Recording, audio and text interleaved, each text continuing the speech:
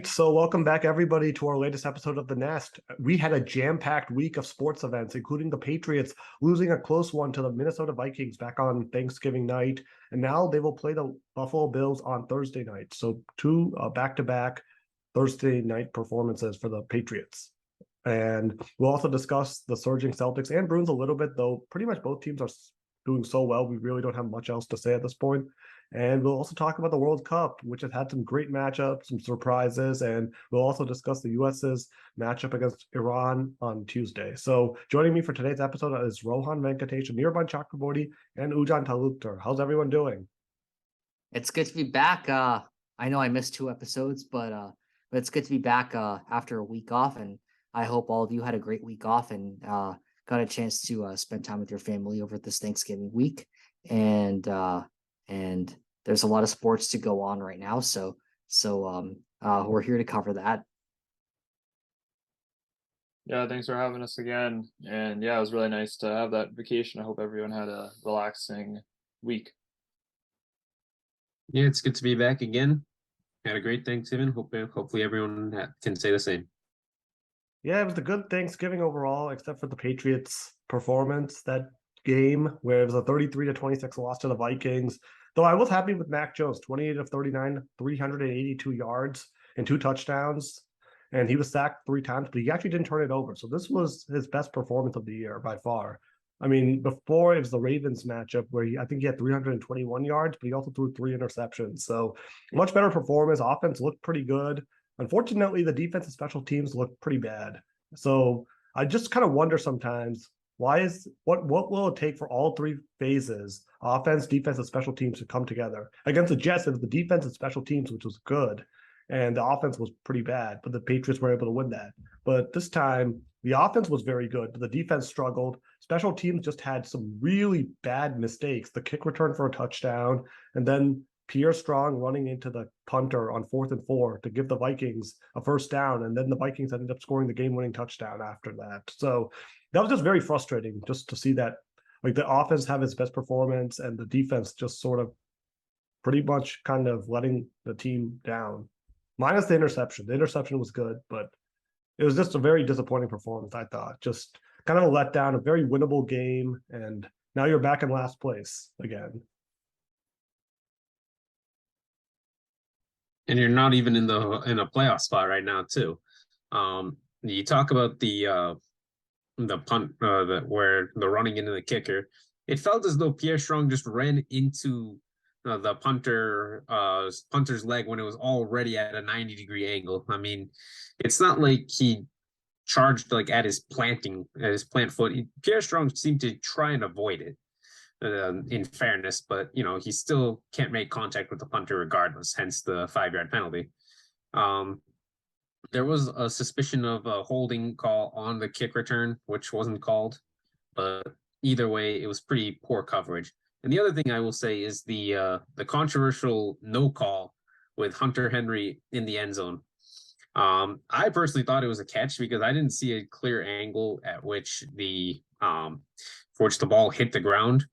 It just felt like the Jesse James play all over again from 2017. But, there wasn't really a clear shot where, any part of the ball was on the ground to me. And that made a difference because the Patriots settled for a field goal and not a touchdown. But putting all those together, like, the offense did well between the 20s. But when they got into the red zone, they seemed to just stall out and kick field goals instead of scoring touchdowns, which really I felt was the difference in the game. Yeah, I have to. I do agree with Ujan's points, and I mean, naturally, I'm sure we're all going to be a little bit biased when it comes to deciding on Hunter Henry's play. But even outside of that, I mean, I do want to point out this was, I think, I would say this is the best game I've seen from Mac that I can think of. I mean, in terms of just kind of mistake-free, pretty straightforward football. And I think what I especially liked here was the fact that he was really taking the lead on the touchdowns and scoring plays that we had. I did not call his performance one of a game manager. I mean, he had multiple, like the 2 touchdowns, one to Nelson Aguilar, one to Hunter Henry, 30+ yard passes, multiple passes between 10 to 20 yard range, which we know hasn't really been something that he's done that much. So that was something that I really like to see. But again, the question is, is this something that we can see every week? I mean, he's not going to get almost 400 yards every week. That's no one does that. But is this, can he kind of capture that momentum of being more of a game changer rather than a game manager? I think that's something that I'm hoping to see more of going forward. And it is a little frustrating how the game went by. And I think one thing especially was kind of some of the clock management, especially in the end of the first half, how we had to settle for the field goal pretty much right at the goal line, because I think we could have probably managed the clock a little better or use the timeouts in a little more strategic way. And later on, even in the fourth quarter, we saw Hunter Henry fail to get out of bounds in time to gain an extra 1 or 2 yards, when in the process we lost another 30-40 seconds. So I think there were multiple plays where I think still the kind of clock management and time management at the end of the half or end of the game is still something that we need to work on. And I think really something that I've noticed in the Mac Jones era is just our inability to really get points to close out halves. That's just something that we don't really do anymore. At least we're not like in the position of punting anymore, but we're still, I think, failing to maximize the amount of points we get from that. And in a game of close margins, we saw it make the difference here. Yeah, I guess whatever Anirban's saying is true. I mean, it definitely wasn't a bad game in the sense that the Patriots still put up 26 points, which is not a bad showing for a reasonably good offense, especially for an offense that's been struggling for like the great part of this year. Definitely under Mac Jones, it has been struggling. But given all of that, I would say that the fact that they were able to put up a touchdown on the opening drive to immediately answer a touchdown that the Vikings got on their first drive, it definitely proves that this team is resilient. And even though the end result didn't work out in the Patriots' favor, it definitely showed that this team has fight in it. Granted, this is a really great Vikings team, and I'm surprised it was as close as it was.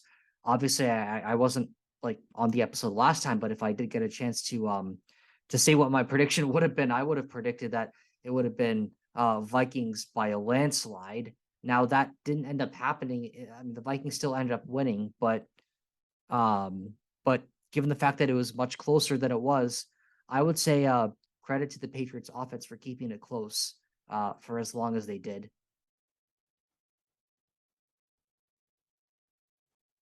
Yeah, though I feel like that final drive by the Patriots, not the final like actual drive, like where they had like 40 seconds and no timeouts. The one before it felt a little kind of like sort of a letdown at the end, because they sort of drove all the way to like the Vikings 30-yard line. Then Mac Jones gets sacked and they have a 4th and 16. And actually that was a pretty solid throw by Mac on the 4th and 16, just out of the reach of Aguilar. But overall, like this time, like I thought the offense was pretty good, but I think the defense was really just disappointing. Like Kirk Cousins, like they only sacked him once. I think they didn't really get to pressure him that much after seeing what Dallas did against him the week before. Like they struggled, and then the special teams, of course, was dreadful. So just the defense was not very good, and the special teams was also pretty bad. So these are going to be things they have to work on now, because now they play the Buffalo Bills, who have been struggling. But the thing is, I think the Bills, there are 2 teams that the Bills really will get up and play against strongly, and that's the Kansas City Chiefs and the Patriots. They play the Chiefs strongly because they've lost to them the last 2 years in the playoffs, and Mahomes and Allen, that's a rivalry. And they play the Patriots tough because of how the previous 2 decades went with when Tom Brady pretty much just had his way against them. So those are the 2 teams that the Bills will get up and play against. So I think this is probably a good segue to preview the Bills matchup now. So the Bills have been kind of not looking great. They barely beat the Lions 20-25, took a last-second field goal by Tyler Bass. And Allen, 24-42, 258 yards, 2 touchdowns, and 1 interception. But he also had 10 carries for 78 yards. But the Bills just have so many receivers who can basically have a great game. Actually, this last game is Isaiah McKenzie, who has 6 catches for 96 yards and a touchdown. And they have Stephon Diggs, Gabriel Davis, and Dawson Knox as well, and Devin Singletary, who had 16 carries and 81 yards and 2 touchdowns against the Patriots in the wild card game back in January. So they have a bunch of players who can beat you and scorch you. So I am kind of concerned now playing Buffalo because even if Buffalo, I don't think has the same defense as it did a year ago, they're going to definitely be amped up to play the Patriots, and that's what sort of worries me now. But I guess that's just sort of how you go. Like you're 6-5, and I guess you need to beat Buffalo now to really have a chance. Because I don't know if you lose this game, you're 6-6 now, and so yeah, I mean, let's just talk about this matchup now. I guess before we talk about it, like, do you think the Patriots playoff chances, like, how are you feeling now? Like, do you think that this team could finish 9-8 still and make it in, or do you think that this team might actually just end up completely collapsing as they have in the past few years? I'm a total downer, and I can elaborate why, but I think I'll let Ujan and Anirban express their thoughts. I mean, I'm a downer because I think the remaining matchups look pretty bleak, and I wouldn't discount the Bills. And yeah, there's not really much hope at this point, barring a miracle. I think that while it is possible to still finish with a record above 500, I don't think it'll be enough to get in the playoffs.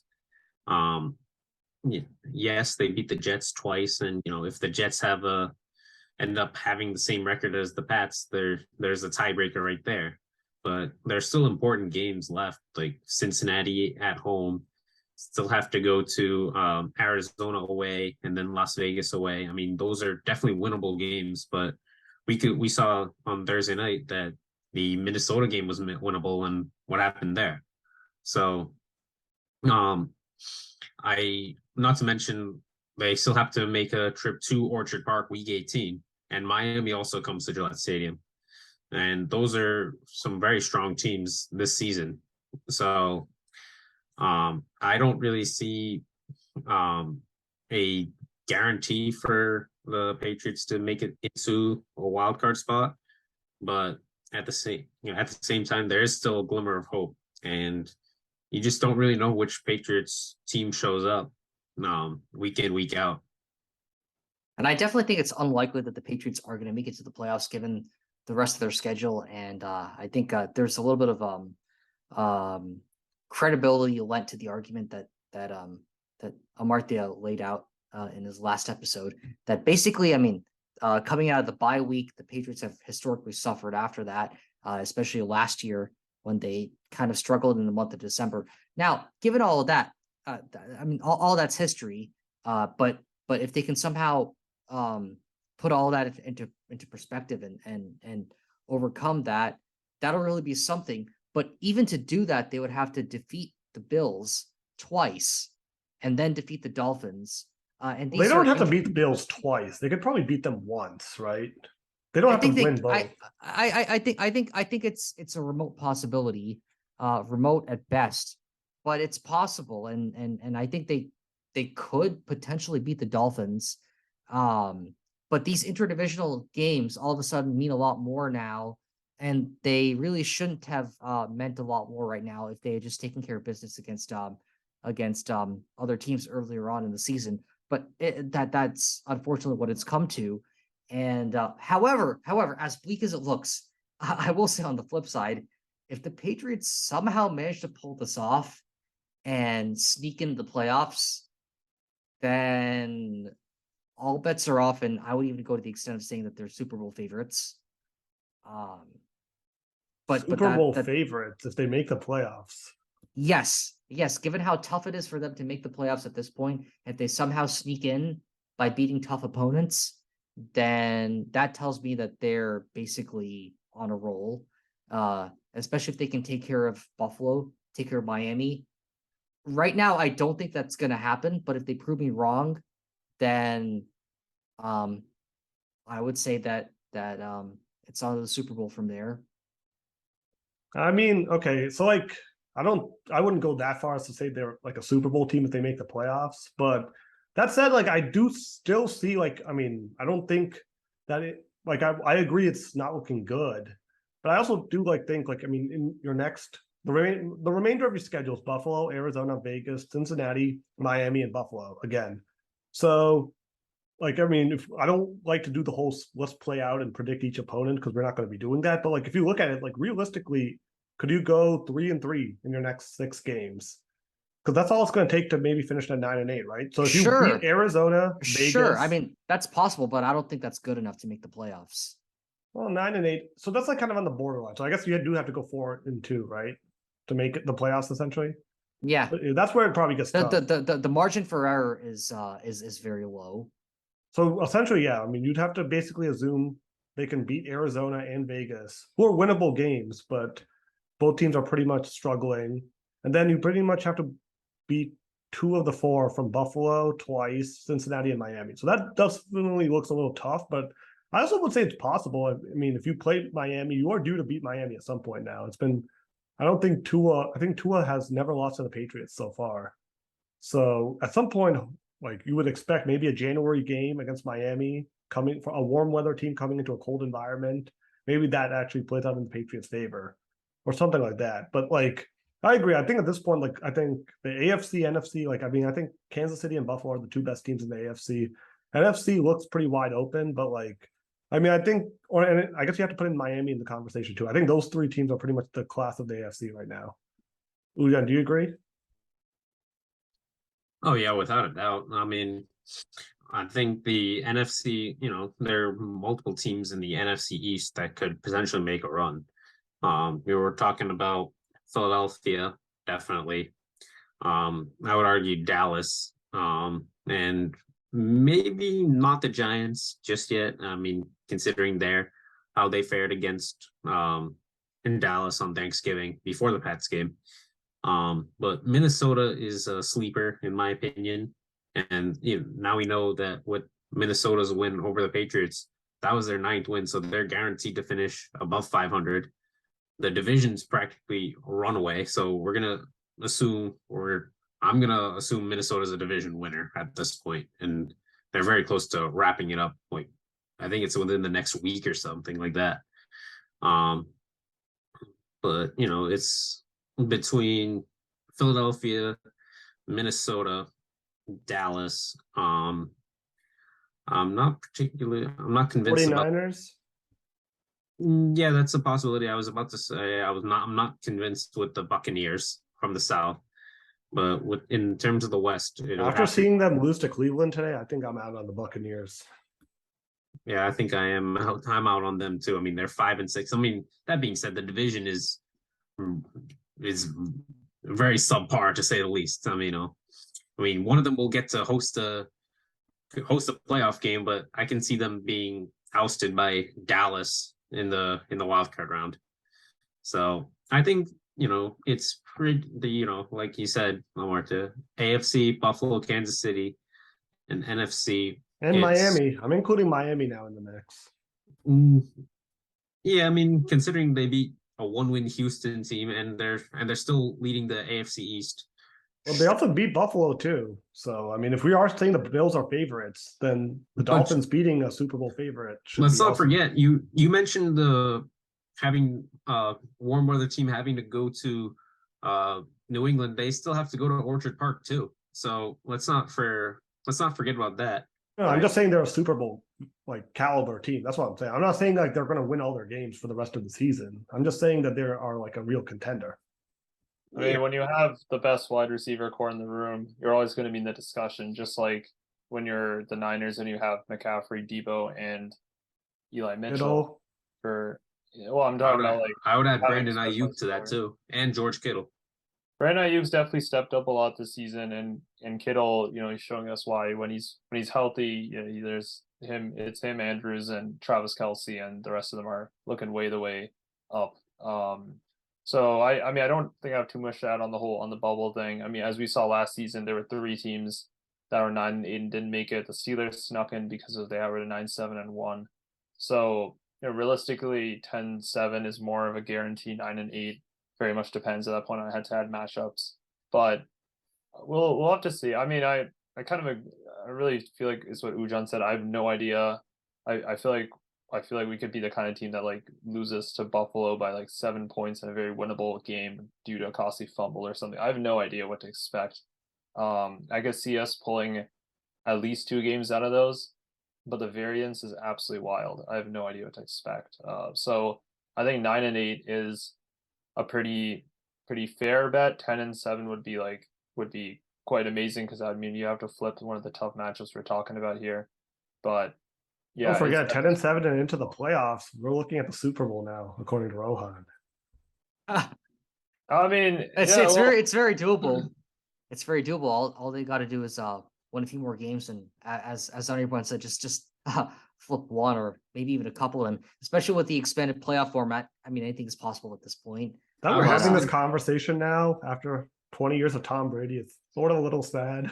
We're talking about sneaking into the playoffs after Brady, but I guess that's what the post-Brady era has become. However, I love to be the sole optimist on this panel after historically being the most pessimistic. Tom Brady is also very much going to be hoping he can sneak into the playoffs, and if he does, then I really think the Buccaneers could get thrashed very badly by the Eagles, Vikings, or Cowboys because all of them have Bucs a potent done, offense, which is they still lead the division for now, even at 5-6. So I wouldn't say they're done. And I mean, I don't know. Brady is just sort of one of those players like you never can count against, even if they do lose in the opening round. Like it's going to be one of those things where you always have to consider him as a possibility. So, but anyways, yeah, let's I think we've sidetracked a bit. Let's just talk a little bit more about the Bills matchup because that's so obviously, yeah. I mean, there's a lot of doom and gloom from all of us, but let's just kind of discuss this matchup a bit. Like, if the Patriots are to like have a shot, like what is their best shot at like coming away with an upset here? Like, what do we need to see, like, to really like potentially have an upset on Thursday night? So let's start with you, John. Like, what do the Patriots need to do, like, clean up from the Minnesota game on Thursday to have a shot at like pulling off this upset on Thursday against the Bills? I think the first thing has to be to, at least for me, will be to stop the run. The Buffalo has so many weapons that they can beat you in multiple ways. Just the same way Minnesota does with, Justin Jefferson and Adam Thielen. But this time you're talking about a Buffalo team with Stephon Diggs, Isaiah McKenzie, Devin Singletary from the back, and Dawson Knox as tight end. So these are just don't forget Gabriel Davis. Yep, Gabriel Davis, him too. So there are multiple receiving threats from Buffalo that you don't really see from Minnesota. So you're not going to be able to cover all of them. But if you force Josh Allen to throw the ball so many times, I feel like this is not the same Josh Allen as we saw in the last couple of years. And he has an interception in him. And he threw one against Detroit.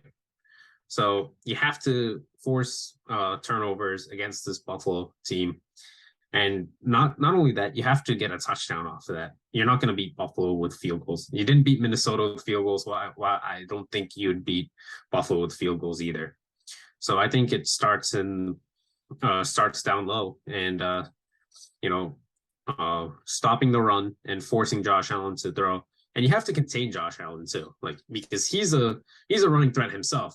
Martha, you mentioned 10 rushes for 78 yards. So, and he's a hard guy to tackle. Like sometimes I wonder if I'm watching Josh Allen or if I'm watching Lamar Jackson run. That I think he's really good when it comes to running the ball. So you just have to account for that. So, like I said, stopping Buffalo's running game, that's the number one key for me. So I would have to second. Oh, go on, Rohan. Yeah, I would have a second, like John's point that the key to the game is to stop Buffalo's offense. I mean, obviously, the Pats defense has pretty much done its job.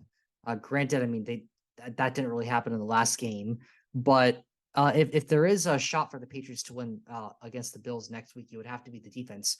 And a lot of that would have to be shutting down the key players like Devin Singletary and Stephon Diggs. Now I'll have to say that the partnership between Josh Allen and Stephon Diggs is probably on par with the partnership that existed between Tom Brady and Gronk 5 years ago, or even Tom Brady and Randy Moss in like the 07-08 season.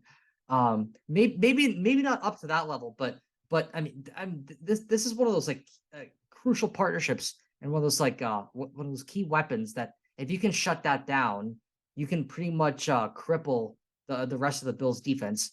it's going to be up to the pass defense to really do that. Now I don't really know if that's going to happen, but if the defense surprises me and is able to contain that duo, I think that the Patriots have a fighting chance. Yeah, that's interesting. I would actually say that I'm not really that worried about the Buffalo run game. And even if we were, we just saw Dalvin Cook get stuffed for 22 carries for like 44 yards against the Patriots on Thursday night. So I would actually say, as much as possible, do not let Josh Allen throw the ball, because I think the Patriots have demonstrated that they are capable of stopping the run, or at least making it very unproductive. And I mean, the way Minnesota beat us was because Justin Jefferson had a field day, went 100+ yards with a touchdown, and even threw a pass for good measure. So yeah, I don't have too much to add on the terms of the passing weapons. I think the one time when the Jets beat them, they limited Allen to 2 picks and 205 yards. So that's where you kind of see the turnovers making a difference there. That's when the New York Jets beat them a couple of weeks back. But I think the other key is that we have to be able to match them on offense. And that's why I do think it's positive that we were able to put up 26 against Minnesota, because the Bills have, I think, a better defense than Minnesota. But I think, again, that's going to be a game where you have to be able to pass the ball, where you're going to have to rely on Mac Jones making passes in the 10 to 20-yard range, having players like Aguilar available for that. Jacoby Myers left the game injured with his shoulder, but he looks to be in good health. And I think people are forgetting, actually, Tre'Davious White, the cornerback on the Bills, who actually made his debut back from his ACL tear against the Detroit Lions for a couple of plays, and pretty small sample size, but he does look like he's returning to pretty good form. So we can expect to see him playing against us. And he's, of course, like a Pro Bowl caliber player on his day. So I'm really looking more at the offense of this game. I see this game as approaching a blowout. I don't really think it's realistic to expect the Patriots to limit Buffalo to like 10, 15 points. I think what we were saying about the Vikings game preview was more accurate, that we're expecting to need to put up 20+ points just to be in the conversation. So I think that's what I would be focusing on. Yeah, but I also do think like an emphasis should be the pass rush, because last time when you played them in January, you never even got to Josh Allen. You never had one negative play in that game. So, I mean, I think the pass rush needs to show up for this game to have a chance. So Matthew Judon, who leads the league with 13 sacks, he needs to get after Josh Allen this game and really give him trouble and really try to force him to make mistakes. Josh Allen's thrown 11 interceptions this season. The only other quarterback who's thrown 11 at this point, I believe, is Davis Mills on the 1-win Houston Texans team. So just for reference, Josh Allen does turn it over a bit, but you need to basically pressure him, and you need to really force him to make some mistakes and capitalize on it. Back in December, when the three of us were at the game, Rohan, me, and Anirban, Josh Allen threw an interception pass or potential interception to JC Jackson. And if JC Jackson had actually caught it, it would have been a pick 6. And the Patriots were losing by 5 at the time.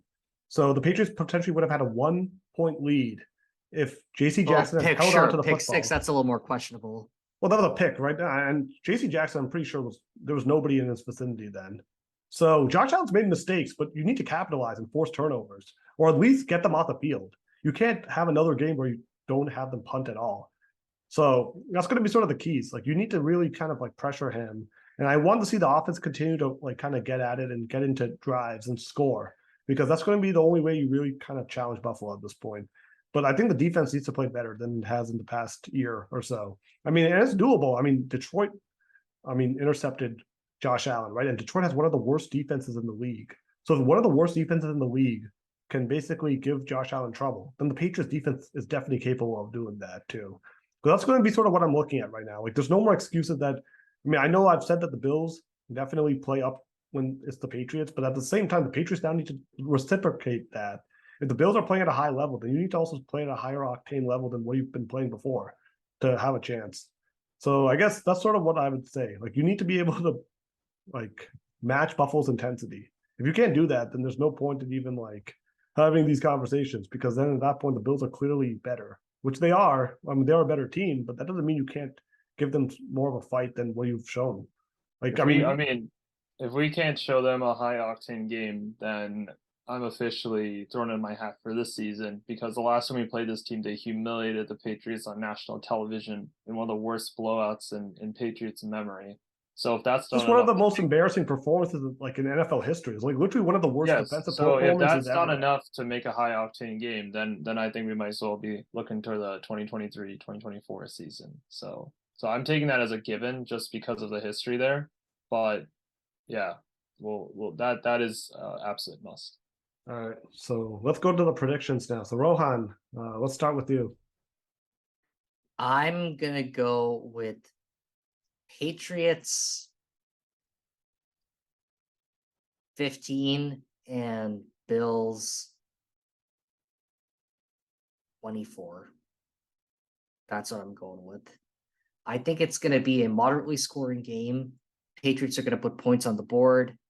And the defense is going to do a decent job in containing Josh Allen, but I don't think it's going to be good enough. Okay, I'll go Bills 30, Patriots 20. So kind of in 10. I'm going with 10-point win for the Bills. I think the Bills are like the better team right now, so I think they're just going to keep rolling, and the Patriots are going to have to find a way to win 4 games out of the remaining 5. So that's my prediction. Bills 30, Patriots 20. Well, I am ever the optimist, and I do think there's an X factor here of the high octane energy for the reasons I already described. I would be pretty shocked to see Belichick not do everything in his power to avoid losing 3 times in a row to Buffalo. So I think I can see us squeaking out a high scoring game of 31-28 against them. This is like the Bengals level optimism from like last year's AFC Championship game. Well, where did that get us?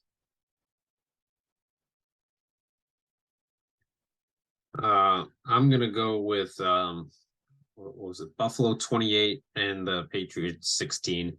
I just think that Belichick the offense is just not good enough to get into the like just score touchdowns, and they keep settling for field goals. So I just don't really see it happening. So Ujan, if you're talking about 20 to 16, all of us have the Bills. If somehow the Patriots, not all of us. Anirban picked the Patriots. Well, if 3 of the 4 of us are wrong, and the Patriots somehow pull it off, then I say Super Bowl. Enough said right there. Okay, just to everyone watching, be ready for a parade in February if the Patriots win tomorrow, or sorry, on Thursday, because we're going to the Super Bowl after the Week 12 Thursday night win over the Bills. All right, I'm ready for the confetti. So, full-on celebration in New England.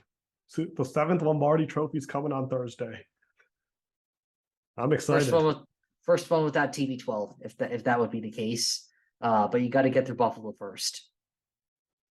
I think that's the real obstacle, not whoever you would face in the playoffs if you manage to get there. You don't think that like Kansas City, like you're worried about Kansas City anymore because they beat Buffalo? Normally I would be, but if the Patriots can beat Buffalo, they can totally beat Kansas City.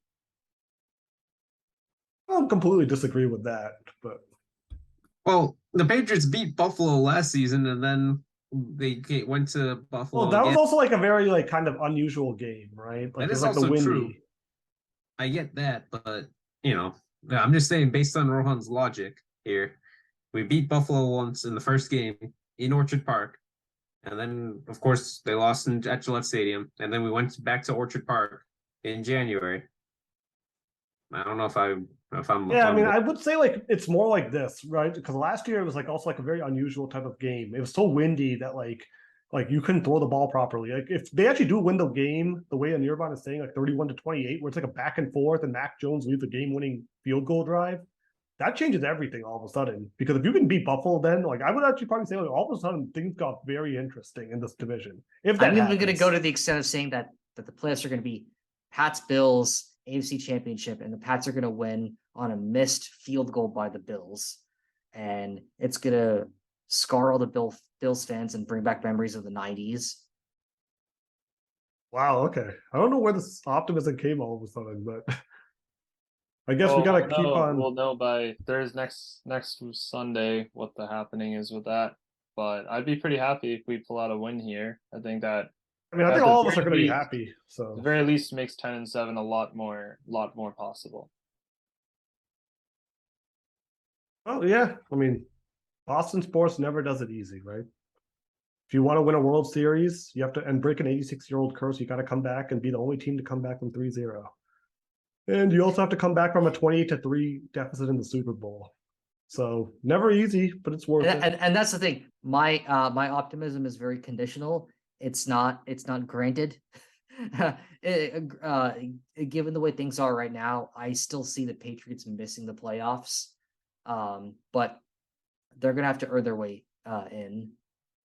Funny if the Patriots win this game and then they lose the last like 5 games and miss the playoffs. I mean, it would be funny, but that would be like, I mean, that's also possible. Like, we don't really know which If Patriots that team shows happens, up. if that happens, then I should probably resign from this panel. Okay. Yeah. Anyways, we'll see. Okay. So I guess 3 of us picked the Bills and 1 of us picked the Patriots. So, anyways, let's quickly talk about the Celtics and Bruins. I'm just sort of going to lump them in. Both are playing outstanding, like basketball and hockey, respectively, right now. So I don't really have much like criticism at this point. Like, I think overall for the Celtics, it is like, I mean, they had kind of like a letdown loss against the Bulls to snap the 9-game winning streak, but then they followed it up with 2 good wins against the Dallas Mavericks and Sacramento Kings. And now they play the Washington Wizards, though Jason Tatum's out. But overall, I'm very happy with the play of the team. I mean, they've definitely shown with the first-year head coach, Joe Mazzulla, that they are basically taking off from where they left things off last season. So I have high hopes for the Celtics team to make a deep run in the playoffs. And same with the Bruins too. I mean, outstanding Jim The Montgomery. Celtics can make a deep run. Part of me still says that they kind of still have that finals hangover. So can they make it back? Sure. But especially under new management. And I mean, granted, Well, how do you have a finals hangover if you're 15-4 and the best team in the league? It's a long season and a lot can change. I mean, I would say Golden State, if anything, has a finals hangover because they're 10-10 and they're like the 10 seed right now.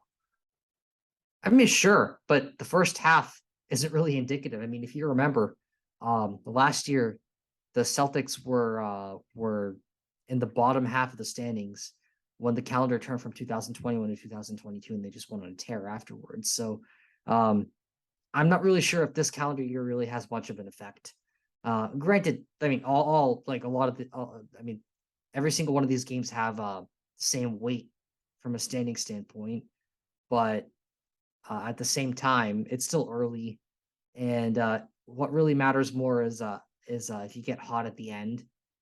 So time will tell whether the Celtics can pass that test, but historically, teams that have made it to the finals tend to not do so well for many years afterwards. Now, I want to be wrong about this, but if I'm just citing history, then that's what the Celtics' fate should be. I mean, what about Golden State though, right? I mean, they made it to the finals like 5 years in a row. Golden State was kind of a special case because their team is super deep. They had a star core of players. Although I guess you can say that the Celtics is slowly developing that core. Tatum, Brown, and any of your veterans like Marcus Smart. That might be true, but at the same time, I'm not quite sure if it really equates to just this like superstar team of several years ago that the Warriors had, where you have not just Steph Curry, but all the other guys around him. I'm not saying it's not possible, but it's a reach. I mean, I agree. Like, it's definitely not going to be easy to get back, but I still think like I wouldn't say that they have a hangover or anything. Like, if they were like really suffering from that, they would probably be like 9-8 or something like that. So that's why I sort of don't think that there's a hangover.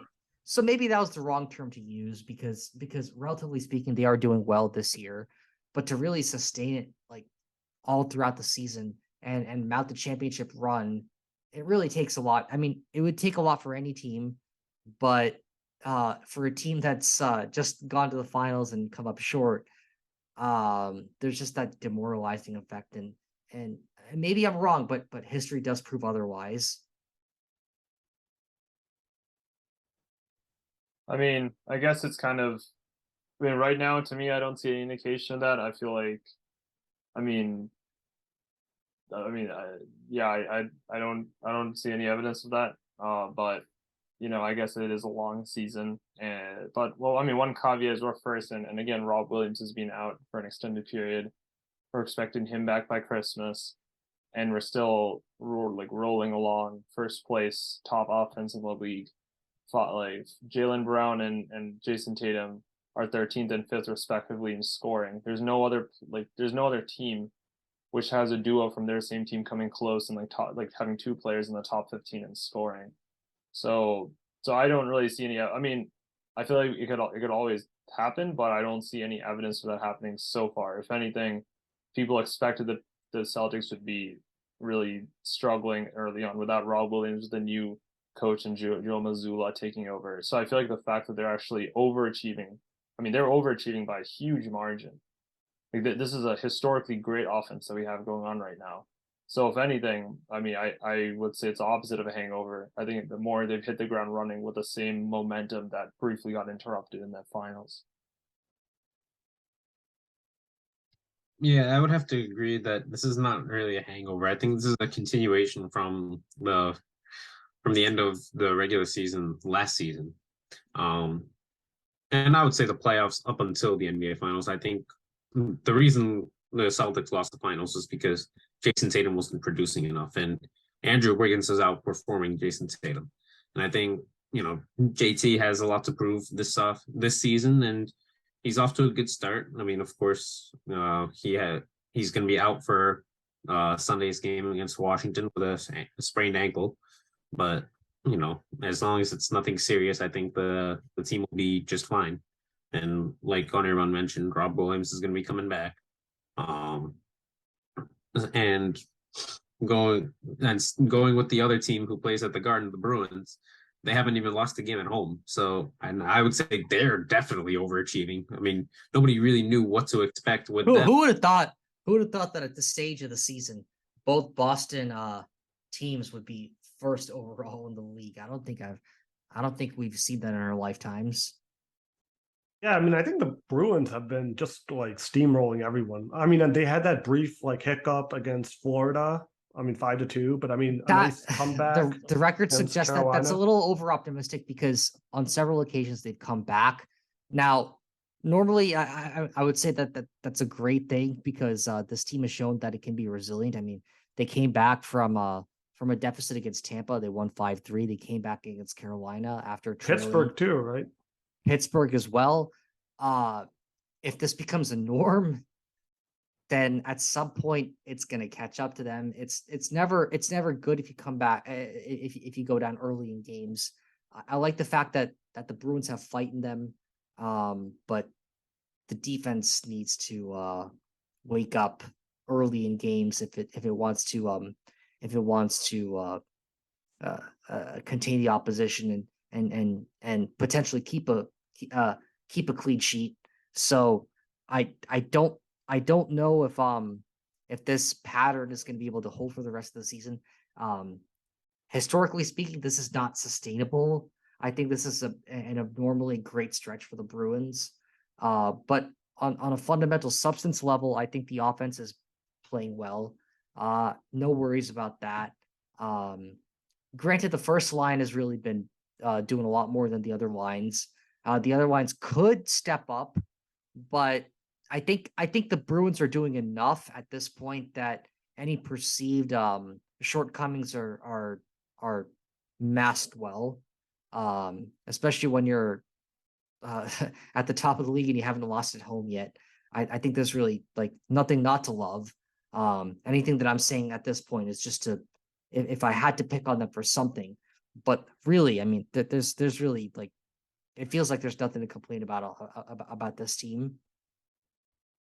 Yeah, but I still say like even that's like a valid criticism, right? Because like in the playoffs, if you're always just cruising along, sometimes when you hit some adversity, all of a sudden it can really like shake you, right? Like look at Tampa a few years ago when they had that record-setting season and then they ended up getting swept by Columbus in the first round.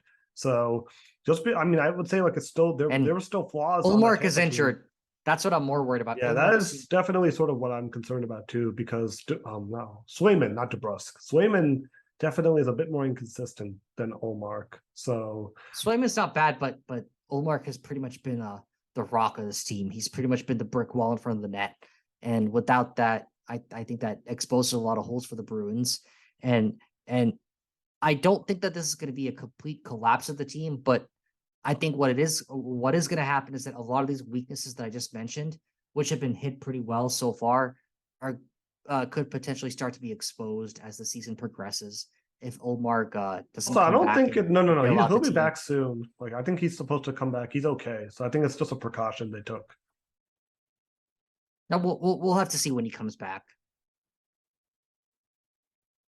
Okay. Yeah. And let's just now okay, so we'll move on from our hockey discussion. Let's talk about the World Cup now.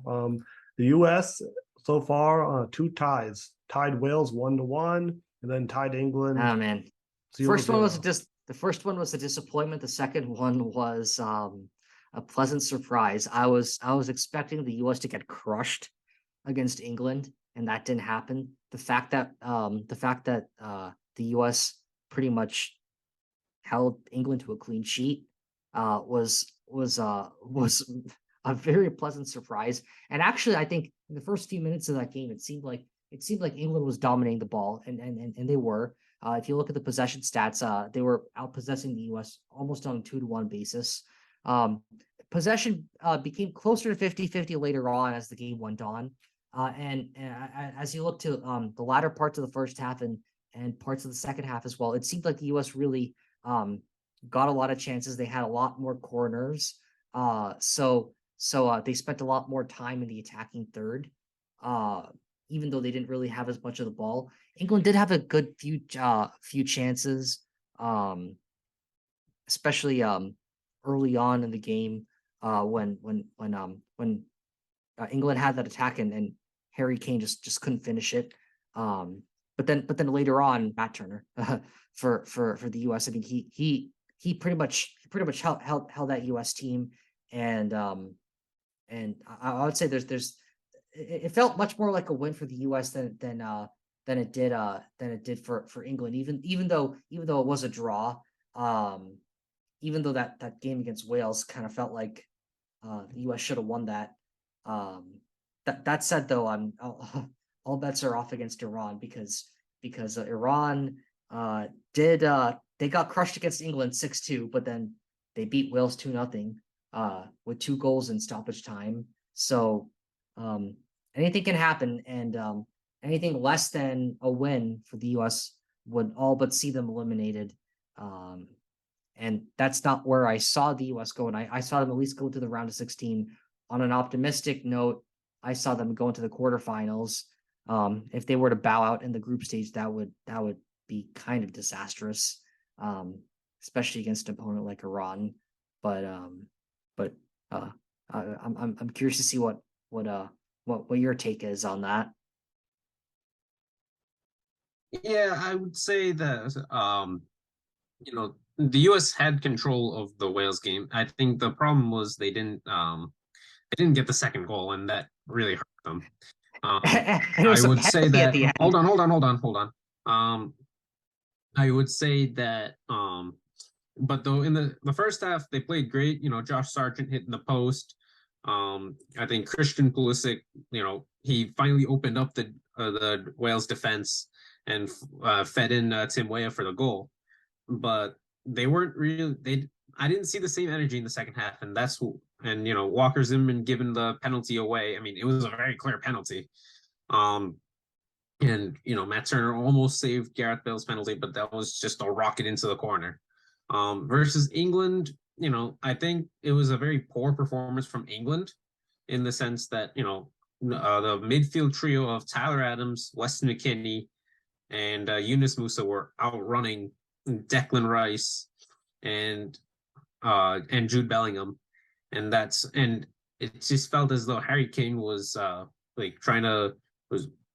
as a striker, he was dropping into midfield for a lot of just to get the ball, especially in the second half. And that's not what Gareth Southgate wants, and that's not what England fans want.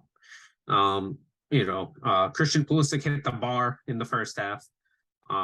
Weston McKennie had two clear-cut chances to score. And I think the draw would have been great if we didn't get the draw against Wales. I would have felt a lot better with 4 points than I would with 2 points. I did predict England USA would be a draw before the tournament. So, and I frankly do believe that they can get a result against Iran, because remember, Iran was holding Wales to a scoreless draw until Wayne Hennessy got sent off in the 86th minute for a pretty high boot. And the 2 goals that Iran scored were in stoppage time.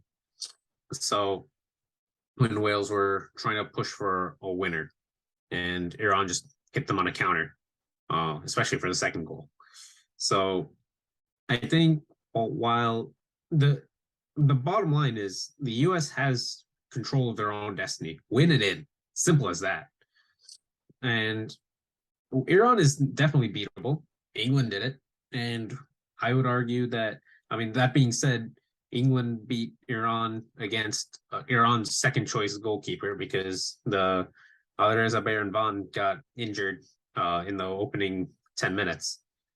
So I think the U.S. is in a good spot. Their performances have showed that they can get into the round of 16, and I think they'll do it.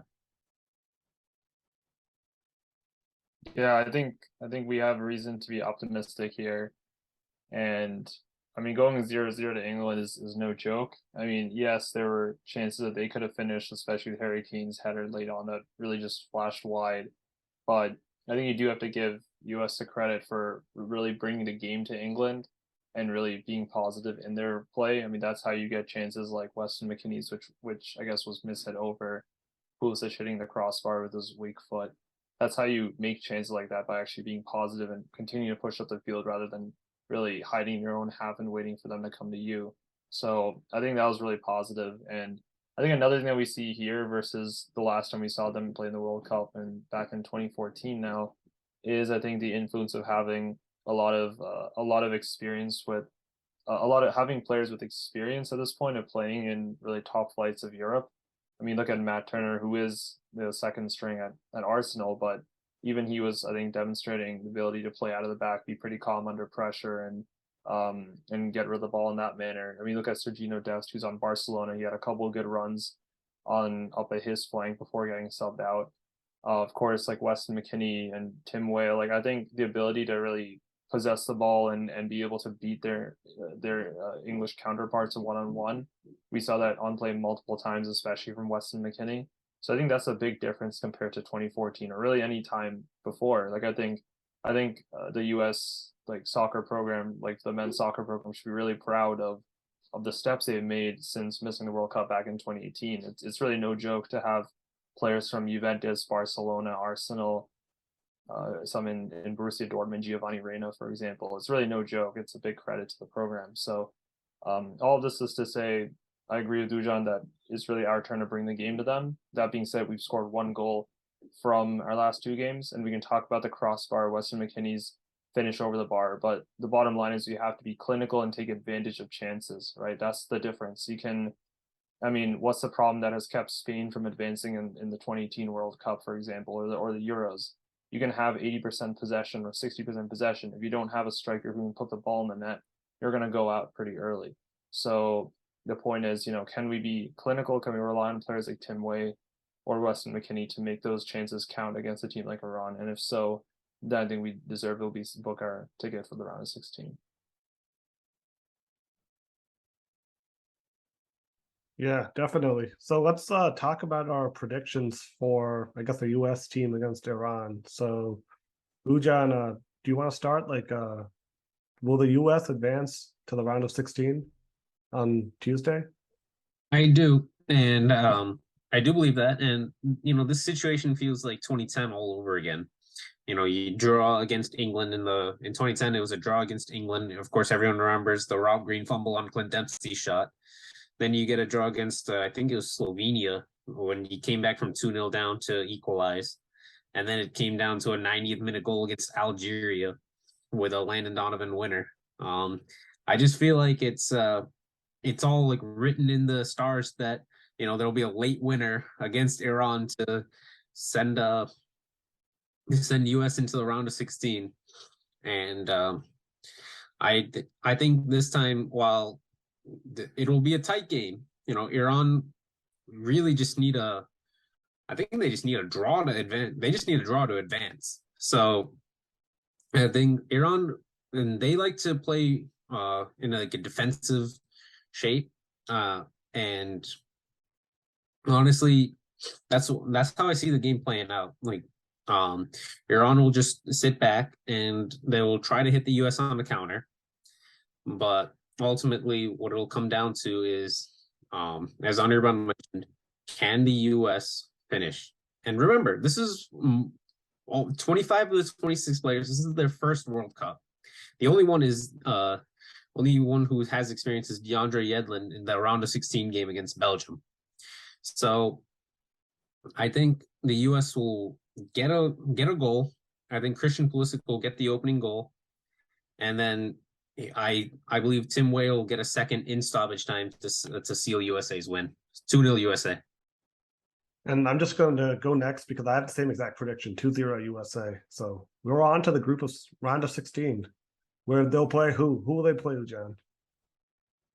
It would be either, I think it would be Netherlands, Ecuador, or Senegal. So depending on where the USA finish, if they finish second, it'll likely be Netherlands. If they end up being top of the group, it'll be either Ecuador or Senegal. Okay, yeah, I have the same 2-0 prediction for the US on Tuesday. Rohan?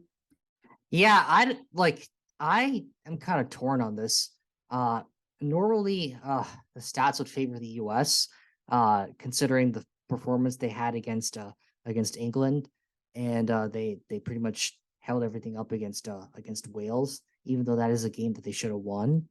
Now that in isolation should say that this US team is good enough to get through, get past a team like Iran. But however, Iran has proven to be not just this team that you can steamroll. Especially given the fact that they were able to beat Wales 2-0. Granted, as Ujan mentioned, both of those goals happened in stoppage time. But even then, I would say that the US is probably going to have to fight to get their first goal on the board, and I think they're going to get the first goal on the board. I would, if I had to guess, I would say near the end of the first half. But I don't think it's going to be easy for the US. I think Iran is going to come back and score a goal. Pretty much as the second half starts. I think if you ask me, I think they're going to Iran's going to head into the locker rooms like pretty much mad that they gave up a goal against the US, and they're going to come roaring back in the second half and put one in.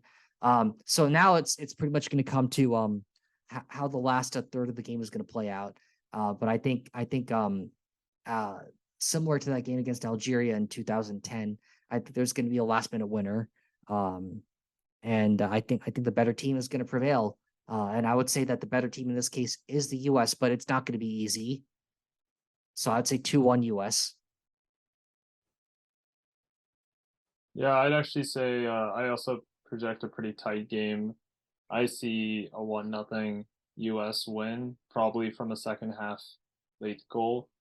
There's not too much that, I mean, Iran's going in with 3 points, and anything can happen in the Wales-US game, in the Wales-England game, but England's the overwhelming favorites. So really, barring some very surprising outcome in that game of a Wales win, the Iran would be pretty safe with a tie, and I can expect them to play with that kind of approach. So I do see it being maybe a 1-0 kind of game. I mean, I think being able to hold the English attack for a whole game really bodes well for defending against the Iranian forwards. So I'm going to go 1-0, and maybe Weston McKennie scores the goal for us. Okay, so far the US defense has done pretty good. The one goal allowed was on the penalty to Gareth Bale. So So far, we'll see. Okay, so yeah, that'll conclude this week's episode. Obviously, a very exciting week, a lot of sports news. But yeah, we'll be back again next weekend, hopefully discussing the US's continued World Cup journey. We'll recap the Patriots Bills game on Thursday and continue to talk about the Celtics and Bruins. Hopefully, they're continuing to dominate. But that'll be it. Enjoy the rest of the week, everyone. And yeah, enjoy any of the remaining games coming up. And we'll be back again next weekend. Have a good one.